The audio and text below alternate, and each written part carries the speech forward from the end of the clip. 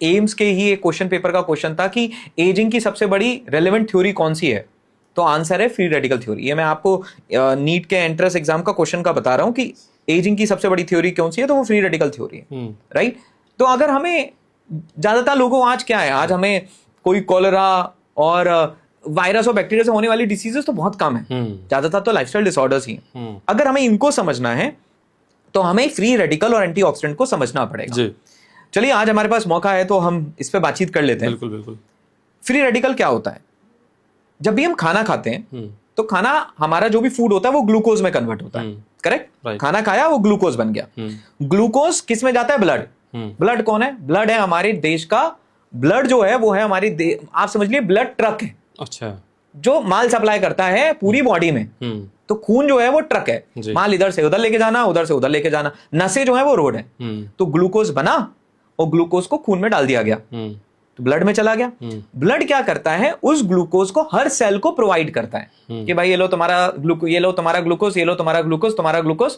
तो ब्लड जो है वो हर सेल को ग्लूकोज क्या करेगा? प्रोवाइड करवाएगा। सेल क्या करता है? सेल उस ग्लूकोज से एनर्जी बनाता है कि भाई अब मेरे पास रॉ मटेरियल आ गया, अब मैं इसे एनर्जी बनाता हूं। तो जब उस ग्लूकोज से एनर्जी बनती है तो एटीपी बनता, वाटर बनता और CO2 बनता। वाटर एक्सक्रीट हो जाता, CO2 एक्सक्रीट हो जाता और एनर्जी को बॉडी सेल यूज कर लेता अपने आप को चलाने के लिए। ये नॉर्मल प्रोसेस है, लेकिन ऐसा होता नहीं है। अच्छा। होता क्या है? अगर ऐसा होता तो शायद हम मरते नहीं। होता क्या है कि जब ये एनर्जी बन रही होती है तो इसके साथ एक और कंपाउंड बन जाता है जिसको बोलते हैं फ्री रेडिकल। अच्छा। फ्री रेडिकल मतलब घूमता फिरता, रेडिकल मतलब आप समझते हैं, करेक्ट। अब ये कंपाउंड क्या है? जैसे केमिस्ट्री में हमने पढ़ा था ना, राइट। आप भी बिल्कुल, आप तो पूरा फार्मासिस्ट हैं और उसी बैकग्राउंड से हैं, तो आप तो सारी बातें समझेंगे कि किसी के भी आउटर मोस्ट शेल में अगर 8 इलेक्ट्रॉन नहीं है तो वो अनस्टेबल होता है। बिल्कुल। तो फ्री रेडिकल एक ऐसा एलिमेंट है, ऐसा कंपाउंड है जिसके पास 1 इलेक्ट्रॉन की कमी है। ओके। तो ये अनस्टेबल है। अब जब इसके पास 1 इलेक्ट्रॉन नहीं है तो ये क्या करता है? आजू बाजू इधर उधर सबसे 1 इलेक्ट्रॉन छीनेगा, जिससे इलेक्ट्रॉन छीनेगा फिर दूसरे को डिस्टर्ब करेगा। तो ये चेन रिएक्शन स्टार्ट कर देता है। ये है फ्री रेडिकल, करेक्ट। अब एक फ्री रेडिकल बनने से, थोड़े बहुत फ्री रेडिकल बनने से, ठीक है थोड़ा बहुत बन रहा है। इसको मैं एक एग्जांपल समझाता हूं। मान लीजिए एक जगह आग जल रही है, उसके सामने कारपेट बिछा हुआ है। आग से चिंगारी निकली, एक चिंगारी निकली और कारपेट पे गिर गई। एक चिंगारी के गिरने से कारपेट पे हल्का सा दाग लगा, कोई प्रॉब्लम नहीं आई। अगर ये काम सालों साल होता रहे तो क्या होगा? पूरा कारपेट खत्म हो जाएगा, पूरा कारपेट खत्म हो जाएगा।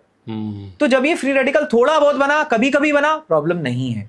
लेकिन ये फ्री रेडिकल एक्सेसिव बनने लगा, ये फ्री रेडिकल लगातार बनने लगा, तो जिस बॉडी के हर ऑर्गन तो सेल से ही बना है ना, जहां ज्यादा बनेगा उस ऑर्गन को डैमेज कर देगा। पेंक्रियाज में फ्री रेडिकल ज्यादा बने, पेंक्रियाज खत्म, डायबिटीज हो गई। पेंक्रियाज ने काम करना बंद कर दिया, इंसुलिन बनानी बंद कर दी, अब साहब आपको डायबिटीज हो गई है। आपकी हार्ट में फ्री रेडिकल बनना शुरू हो गए, प्लेक डिपोजिशन हो गया, आपकी नसें ब्लॉक हो गई, साहब कार्डियोवास्कुलर डिसीजेस आ गई आपको। तो जहां फ्री रेडिकल बनेंगे, अब ये फ्री रेडिकल अगर आपके अलग अलग जगहों पे डैमेज कर रहा है, अगर यही फ्री रेडिकल सेल के न्यूक्लियस को डैमेज कर दे तो वो सेल म्यूटेट हो जाता है, वो बन गया कैंसर सेल। ओके।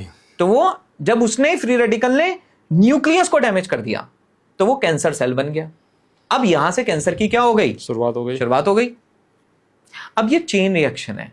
अब हम क्या बोलेंगे? मेरे को आंखों की प्रॉब्लम हो रही है। अब आप नॉर्मल फ्री रेडिकल एनर्जी के बनते समय बनेंगे, जैसे आग जलाएंगे चिंगारी निकलेगी, लेकिन अगर उस आग में आप कुछ ऐसा डाल दें जिससे और ज्यादा चिंगारी निकलने लगे, जैसे ही हम बेकार खाना खाते हैं, पॉल्यूशन, इन्वायरमेंट, स्ट्रेस, इन सब चीजों से क्या होता है? इन सब चीजों से फ्री रेडिकल ज्यादा बनना शुरू हो जाता है।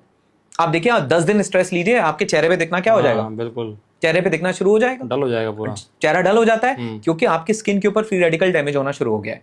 ओके। तो जो स्किन के रिंकल्स हैं, स्किन की एजिंग है, ये फ्री रेडिकल की वजह से है। ओके।